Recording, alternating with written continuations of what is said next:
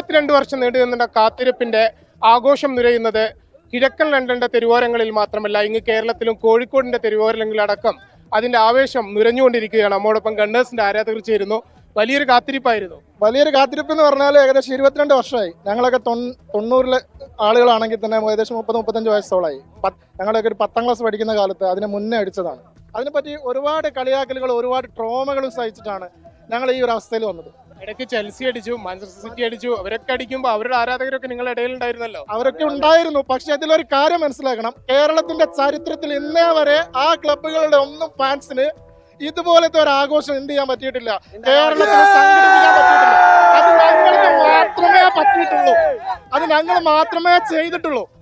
ആഴ്സൺ Venker പോലെ വലിയ പ്രശസ്തനായൊരു coach ഉണ്ടായിരുന്നു, നമുക്ക് അൺട്രി ഉണ്ടായിരുന്നു, ബിയേർ ഉണ്ടായിരുന്നു. ഇവരെല്ലാവരും ഉണ്ടായിരുന്ന സുവർണ കാലത്തിന് പോലും നേടാൻ പറ്റാത്തൊരു നേട്ടമാണ് ഇപ്പോൾ ഉണ്ടായിരിക്കുന്നത്. അങ്ങനെ പറയാൻ പറ്റില്ല. കാരണം ഒരു അവസാനത്തെ ഈ EPL ട്രോഫി ഞങ്ങൾ അടിക്കുന്നത് ഇൻവിൻസിബിൾസ് ആയിട്ടാണ്. ഒരൊറ്റ കളി തോൽക്കാതെ ആ പ്രീമിയർ ലീഗിന്റെ ചരിത്രത്തിൽ ആ റെക്കോർഡുള്ള ഏക ടീം എന്ന് പറയുന്ന ആർസണലാണ്. അതിനുശേഷം ഞങ്ങൾക്ക് ഒരുപാട് ഇടർച്ചകൾ വന്നിട്ടുണ്ട്. അതിന്റെ കാരണങ്ങൾ എന്ന് പറയുന്നത് സാമ്പത്തികമായിട്ടുള്ള പ്രശ്നങ്ങളാണ്. ഞങ്ങൾ ഒരു പുതിയ സ്റ്റേഡിയത്തിലേക്ക് മാറി. അതിനുശേഷം ഞങ്ങൾ പുതിയൊരു കോച്ചിനെ കൊണ്ടുവന്നു, മിക്കൽ അർട്ടേറ്റ എന്ന് പറയുന്ന ഒരു കോച്ചിനെ കൊണ്ടുവന്നു. ഞങ്ങളുടെ പഴയ ക്യാപ്റ്റനാണ്.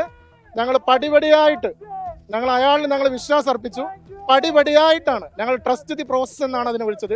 സീസണിന്റെ മത്സരം തുടങ്ങുന്ന സമയത്ത് തുടക്കത്തിൽ വലിയ ആവേശം ഉണ്ടായിരുന്നെങ്കിലും ഇടയ്ക്കത് വല്ലാതെ പുറകോട്ട് പോയിരുന്നു. ഇടയ്ക്കൊന്നൊരു ഇടറലുണ്ടായി എന്നുള്ളത് ശരിയാണ്. പക്ഷെ അപ്പോഴും മറ്റേ മിക്കൽ ആർട്ടേറ്റ പറഞ്ഞ പ്രതീക്ഷ ഉണ്ടായിരുന്നു. കാരണം ഞങ്ങൾ ഈ 3 കൊല്ലം രണ്ടാമത് ഫിനിഷ് ചെയ്തപ്പോൾ ഈ ബോട്ടിൽസ് ജോബ് എന്നുള്ള കേട്ട് ബോട്ടിൽസ് എന്നുള്ള കേട്ട് മടുത്ത് നിൽക്കുന്ന ഒരു കാലഘട്ടത്തിൽ കൂടി ഞങ്ങൾ നെറ്റ്ഫ്ലിക്സ് എക്സ് എന്ന് വിളിച്ചു. അവർക്കൊക്കെയുള്ള മറുപടി ആ നെറ്റ്ഫ്ലിക്സ് എക്സ് എന്ന് വിളിച്ചത് എവറേടെ ടീം എന്ന് പ്രീമിയർ ലീഗ് അടിച്ചിട്ട് 13 കൊല്ലമാവുന്നു. ഞങ്ങൾ അടിച്ചു. കോച്ച് എടുത്തത് വലിയൊരു റിസ്ക് അല്ലായിരുന്നു. ഏറ്റവും പ്രമുഖരായിട്ടുള്ള താരങ്ങളെ ഒഴിവാക്കി വലിയൊരു സെക്കൻഡ് ടീമിനെ സെറ്റാക്കി. ആ റിസ്കിനുള്ള കിരീടമാണ്. അതെ, ഒരു റീബിൽഡ് പ്രോസസ് ആയിരുന്നു. ഞങ്ങൾ മറ്റെന്താ പറയുക, സൂപ്പർ സ്റ്റാർ വാങ്ങിക്കൂട്ടിയല്ല, ആർട്ടേറ്റയുടെ പ്രോസസ്സുകൾ വഴിയുള്ള സ്റ്റാർസിനെ ഞങ്ങൾ ഉണ്ടാക്കിയെടുത്ത് ഒരു ലീഗ് നേടാനുള്ള ഒരു ടീമിനെ പ്രാപ്തമാക്കി എടുത്തിട്ട് സീസണിൽ കപ്പ് ചേർത്തുന്നു. 22 കൊല്ലം എന്ന് പറയുന്നുണ്ടെങ്കിൽ നമ്മളെ ലൈഫിന്റെ 1/3 ആ 1/3 കാത്തിരിപ്പിനൊടുവിൽ നമ്മൾ നേടിയിരിക്കുകയാണ്. ഇനി അടുത്തതായി നേടാനിരിക്കുന്നത് ചാമ്പ്യൻസ് ലീഗാണ്. ആർസണൽ ചരിത്രത്തിലെ ആദ്യത്തെ ചാമ്പ്യൻസ് ലീഗ് അടുത്ത ശനിയാഴ്ച രാത്രി നമ്മൾ അടിച്ചിരിക്കും. അതേലും ആവേശങ്ങൾ കുറയുന്നില്ല. കോഴിക്കോടിന്റെ തെരുവോരങ്ങളിലും ആഴ്സണലിലെ ഗണ്ണേഴ്സിന്റെ ആരാധകർ വലിയ ആവേശത്തിരയാണ് തീർത്തുകൊണ്ടിരിക്കുന്നത്. 22 വർഷം നീണ്ടുനിന്ന കാത്തിരിപ്പിന്റെ ആഘോഷം നിറയുന്നത് കിഴക്കൻ ലണ്ടന്റെ തെരുവോരങ്ങളിൽ മാത്രമല്ല, ഇങ്ങ് കേരളത്തിലും കോഴിക്കോടിന്റെ തെരുവോരങ്ങളിലടക്കം അതിന്റെ ആവേശം നിറഞ്ഞുകൊണ്ടിരിക്കുകയാണ്. നമ്മോടൊപ്പം ഗണ്ണേഴ്സിന്റെ ആരാധകർ ചേരുന്നു. വലിയൊരു കാത്തിരിപ്പായിരുന്നു. വലിയൊരു കാത്തിരിപ്പ് എന്ന് പറഞ്ഞാൽ ഏകദേശം 22 വർഷമായി. ഞങ്ങളൊക്കെ 90-ലെ ആളുകളാണെങ്കിൽ തന്നെ ഏകദേശം 30-35 വയസ്സോളായി. ഞങ്ങളൊക്കെ ഒരു 10ാം ക്ലാസ് പഠിക്കുന്ന കാലത്ത് അതിന് മുന്നേ അടിച്ചതാണ്. അതിനെപ്പറ്റി ഒരുപാട് കളിയാക്കലുകൾ, ഒരുപാട് ട്രോമകളും സഹിച്ചിട്ടാണ് ഞങ്ങൾ ഈ ഒരു അവസ്ഥയിൽ വന്നത്. ഇടയ്ക്ക് ചെൽസി അടിച്ചു, മാഞ്ചസ്റ്റർ സിറ്റി അടിച്ചു. അവരൊക്കെ അടിക്കുമ്പോൾ അവരുടെ ആരാധകരൊക്കെ നിങ്ങളുടെ ഇടയിലുണ്ടായിരുന്നല്ലോ. അവരൊക്കെ ഉണ്ടായിരുന്നു. പക്ഷെ അതിലൊരു കാര്യം മനസ്സിലാക്കണം, കേരളത്തിന്റെ ചരിത്രത്തിൽ ഇന്നേ വരെ ആ ക്ലബ്ബുകളുടെ ഒന്നും ഫാൻസിന് ഇതുപോലത്തെ ഒരു ആഘോഷം എന്ത് ചെയ്യാൻ പറ്റിയിട്ടില്ല, കേരളത്തിൽ സംഘടിപ്പിക്കാൻ പറ്റിയിട്ടില്ല. അത് ഞങ്ങൾക്ക് മാത്രമേ പറ്റിയിട്ടുള്ളൂ, അത് ഞങ്ങൾ മാത്രമേ ചെയ്തിട്ടുള്ളൂ.